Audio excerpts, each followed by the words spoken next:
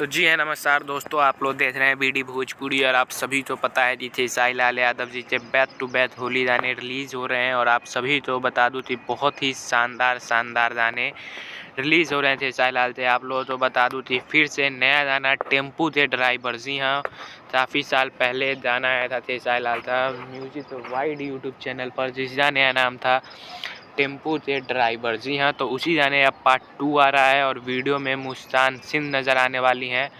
और आप सभी तो बता दूं कि पोस्टर पर आप लोग देख सकते हैं और उस गाने का शूटिंग का भी ये वीडियो आप लोग देख सकते हैं। और गाना रिलीज़ होगा वेब म्यूजिक यूट्यूब चैनल पर। जी हाँ, तो आप लोग जाइए और सुनिए, गाना रिलीज़ हो चुका है। टेम्पू थे ड्राइवर 2 थे साई लाल यादव जी ने सोलो इस गाने को गाया है और म्यूजिक काफ़ी कमाल का है, गाना भी काफ़ी कमाल का है ये।